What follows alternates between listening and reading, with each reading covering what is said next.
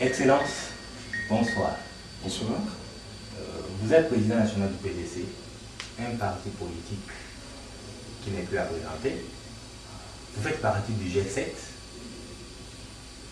On ne va pas prendre beaucoup de temps parce que vous avez une réunion juste après nous. Dites-nous principalement les raisons qui ont fait que José Ndoumbe, qui a longtemps soutenu le chef de l'État, directement quitte la majorité présidentielle, claque la porte de la majorité présidentielle à travers les G7. Les autres pensent que c'est une question d'intérêt individuel, puisque vous avez vu qu'il y a une année de la fin du mandat, il ne sera plus important, car Kabila part en 2016, il faut juste chercher déjà à vous positionner aujourd'hui. Je suis direct. Oui, moi je serai direct aussi. Pourquoi voulez-vous voir un intérêt privé, personnel, dans ce qui concerne le fonctionnement d'un parti qui rassemble des dizaines de milliers de Congolais? Nous avons eu plusieurs centaines de milliers de Congolais qui nous ont donné leur voix. Et nous avions un pacte avec le président Kabila. Et ce pacte, c'était travailler ensemble pendant 10 ans. Et moi, personnellement, j'avais pensé qu'il était nécessaire, venant de l'Équateur, d'assurer au président Kabila les conditions de l'exercice du pouvoir dans la paix, dans la tranquillité, dans l'ordre. Et nous avons fait ensemble beaucoup de choses, certaines positives, d'autres négatives. Et nous assumons ce bilan. Maintenant qu'on arrive à l'heure des choix, le choix c'est quoi aujourd'hui? Le choix c'est de garantir des élections libres, transparentes, démocratiques. Le choix c'est de respecter la Constitution.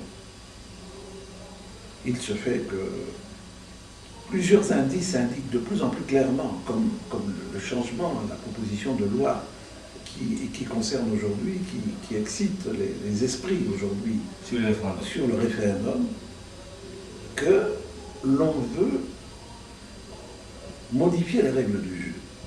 Et là, bien entendu, moi je dis non, et mon parti me suit en disant non, il faut que l'on respecte la Constitution. Voilà l'essence de notre combat d'aujourd'hui, le respect de la Constitution. Mais puisque lui a déjà eu à le dire plus d'une fois que la Constitution sera respectée, cela ne suffisait-il pas? Non, il faut que les actes correspondent aux déclarations, aux paroles. Pourquoi, par exemple, revenir sur la loi en matière d'organisation du référendum? Pourquoi avoir pris dans la précipitation des décisions extrêmement graves concernant l'administration, la gouvernance des provinces? Vous imaginez, nous avions un certain nombre de provinces. Tout d'un coup, on décide que, pour des raisons que nous ne comprenons pas, et nous ne voulons pas entrer dans des suspicions inutiles, on décide qu'il faut installer à la tête des provinces des commissaires spéciaux. Qu'est-ce qu'on fait des assemblées provinciales? Quelle est aujourd'hui la gouvernance? Moi, je viens de l'Équateur. Allez voir la situation des députés provinciaux. Allez voir la situation de la gestion provinciale. Ça devient un problème. Je ne cite pas d'autres exemples. Je considère qu'aujourd'hui, nous devons nous arrêter et dire non, il faut que la Constitution soit respectée. Il ne s'agit pas de paroles, il s'agit des actes que nous voyons se multipliant et indiquant clairement que l'on se dirige vers un nouveau mandat du président de la République. Ce n'est pas son intérêt, c'est ma conviction. Ce n'est pas l'intérêt du Congo, ce n'est pas l'intérêt de qui que ce soit que l'on modifie les règles du jeu à ce stade. Mais le porte-parole du gouvernement a réagi justement au sujet de cette proposition de loi. Il dit que ça n'a rien à voir à un référendum. C'est juste que nous sommes dans les démocraties. On peut avoir un référendum même si on ne le veut pas aujourd'hui, même dans les jours à venir. Mais il faut qu'on puisse avoir une loi qui va régler justement la chose au moment où le référendum pourra être initié. Si, justement, si vous parlez ainsi, ça veut dire qu'il y a des indications que l'on va toucher d'une façon ou d'une autre à la Constitution en organisant un référendum. Pourquoi le faire aujourd'hui? Pourquoi avoir décidé de laisser dans la galère les provinces du pays, comme c'est la situation aujourd'hui? Donc, les déclarations, les actes ne correspondant pas aux déclarations, nous avons voulu anticiper et dire non, il faut que nous respections la loi fondamentale, celle qui rassemble tous les Congolais, 86% des Congolais ont dit oui à la nouvelle constitution. Pourquoi aujourd'hui donner des indications de plus en plus précises qu'on veut modifier cette constitution? Voilà la question. Voilà le débat. Mais est-ce qu'on peut dire qu'il y a eu manque de débat au sein de la famille politique majorité présidentielle pour qu'on en arrive où nous sommes arrivés aujourd'hui? Oui. Oui, absolument. Vous avez été invité par les bureaux politiques et vous n'avez pas... Oui, c'est aussi... Vous savez, il y a de tout dans cette affaire. Il y a la question principale de la révision de la Constitution, ou du changement de la Constitution. Mais il y a aussi d'autres questions de fonctionnement, les modalités de fonctionnement de la majorité présidentielle. Nous avons plusieurs fois posé la question, et il s'avère qu'on n'a pas respecté les règles du jeu. Comment peut-on nous dire, nous membres du bureau politique, que l'on manquerait de 2 millions de dollars pour organiser l'élection des gouverneurs provinciaux? Je ne prends que ça comme exemple. Donc il y a eu une multiplicité d'accros qui ont fait que nous avons pensé qu'il fallait absolument prendre position clairement et discuter sur la question de fond. Donc c'est le fait que la Cour constitutionnelle ait pris, n'est-ce pas, cette décision que le gouvernement procède à la nomination des commissaires qui a aussi suscité votre réaction. Mais la Constitution, si on ne se trompe pas, article 81, si je ne me trompe pas, donne quand même le pouvoir au chef de l'État de procéder à la nomination de hauts fonctionnaires devant l'exercice du non. Les situations d'urgence ne concernent que des situations d'urgence. Ici, il n'y avait aucune urgence de décider du jour au lendemain que l'on découpait le Katanga en 4, qu'on découpait. Nous sommes tous pour des provinces plus petites, plus gérables. Nous sommes tous d'accord là-dessus. C'est la méthode qui a été utilisée. C'est le tempo. Ce n'est pas le moment aujourd'hui. Aujourd'hui, il y a une seule priorité, organiser les élections. Et ne pas pouvoir organiser les élections, ça doit conduire à tirer toutes les conséquences par rapport au fonctionnement de l'État et du gouvernement. Maintenant, c'est vrai que cette situation a créé une cacophonie de la majorité présidentielle, mais aussi au sein de vos propres partis politiques. Vous êtes président du PDC, il y a d'autres franges du PDC qui vous désavouent. On se demande si on a maintenant 2 PDC. Il en est de même pour d'autres partis politiques qui font partie du G7. Pour preuve, il y a des ministres au sein du gouvernement réaménagé qui font partie de certains partis politiques justement du G7. Comment vous réagissez? Vous savez comment on appelle aujourd'hui à la majorité présidentielle? Comment on appelle ceux des ministres qui ont voulu rester? On les appelle des traîtres. La position du parti s'est exprimée clairement qu'il fallait absolument éviter toute modification de constitution. Ceux qui, c'est leur droit, considèrent qu'il faut changer, ils doivent remettre le mandat de ministre, c'est un mandat qui appartient au parti politique, n'appartient pas à M. X, Y ou Z. Donc nous avons tiré les conséquences en mettant en place le G7 et en demandant à tous nos membres de se déporter de ce gouvernement, de quitter ce gouvernement, ou de quitter les bureaux des assemblées. C'est fait. Aujourd'hui, la situation nous donne raison. Elle nous donnera encore plus raison dans quelques mois. Elle vous donnera encore plus raison dans quelques mois, mais certains analystes estiment, je veux que ça sorte de la bouche d'une personne mieux placée, du G7 que vous êtes. Moïse Katumbi est-il avec ou non? Est-il avec le G7? Moïse Katumbi est avec nous dès lors qu'il annonce qu'il ne faut pas de changement de constitution. D'autres encore sont avec nous quand ils annoncent clairement leur décision de respecter la Constitution. Ça s'arrête là, à ce stade.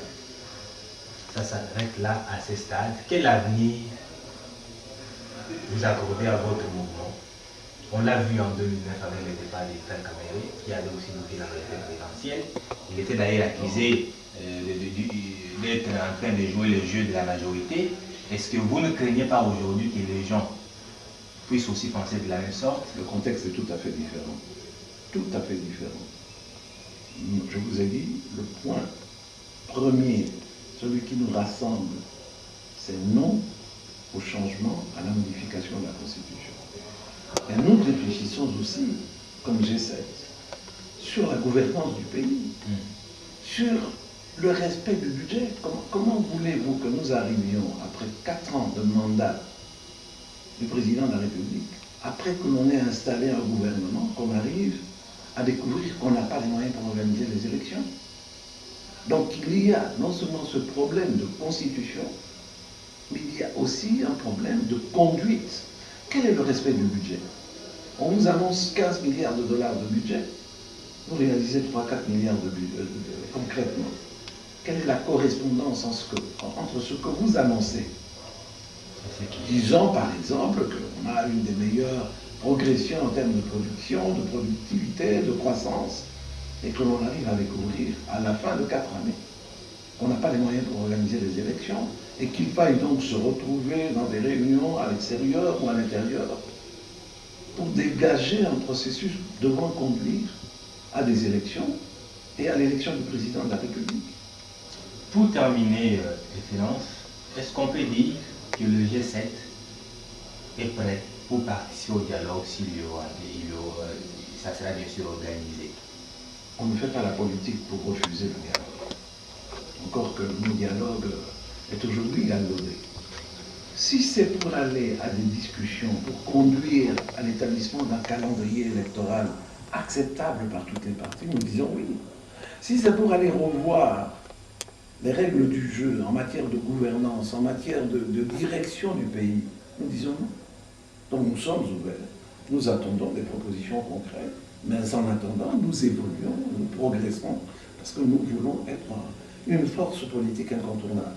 C'est-à-dire que si la majorité essaie de rectifier les tirs, on peut voir les G7 revenir, n'est-ce pas, sur ces décisions et continuer la route ensemble. Ce n'est pas ce que j'ai dit.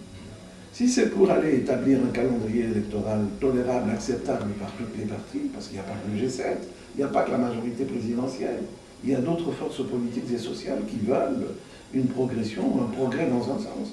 Nous disons oui.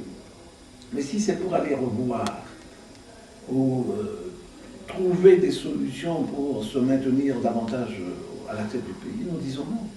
Mais puisqu'il est prouvé noir sur blanc qu'il se pose un sérieux problème des moyens, et s'il faut organiser les élections en 2016, on risque d'avoir des élections bâclées, il faut en tout cas se mettre d'accord. Nous disons, lorsqu'on a mis en place ce gouvernement, c'était aussi un devoir pour ce gouvernement d'être en mesure d'organiser les élections. Nous sommes à 13, 14 mois des élections. Il faut que ce gouvernement trouve les moyens pour organiser les élections. Voilà notre position. Pour terminer, Excellence José Ndoundou Bonongué, vous êtes président national du PDC. Je me laisse que vous puissiez vous prononcer comme tel un message, d'abord en tant que président de ce parti politique, aux militants, cadres et sympathisants, mais aussi en tant que leader politique à la population congolaise. Non, j'ai eu à m'exprimer devant les cadres, les hauts cadres du parti il y a 2 jours. Nous avons une constitution que nous avons librement choisie il y a une dizaine d'années. Nous devons la respecter. 2, nous devons être un ensemble d'hommes et de femmes, de jeunes et de moins jeunes, pour faire en sorte que ce pays aille vers le progrès social, vers plus de démocratie, vers la liberté d'expression. Et donc notre combat aujourd'hui, tout en restant PDC, est aujourd'hui le combat du G7. Nous sommes dans cet ensemble et nous allons lui donner les moyens d'être la première force politique dans ce pays. Et à la population. Et à la population, je dis, il faut nous faire confiance. Nous voulons que les choses aillent dans le sens que vous souhaitez. Nous avons reçu mandat de vous, au niveau des assemblées provinciales, au niveau de l'Assemblée nationale, au niveau du Sénat, au niveau d'autres structures, pour que nous fassions un pays de paix, un pays de progrès social, un pays où nous nous sentions libres, prospères, un pays développé. Voilà le sens que nous voulons donner. Nous appelons notre jeunesse à nous accompagner, comme nous l'accompagnons, dans ce combat pour un grand Congo, un pays fort au cœur de l'Afrique.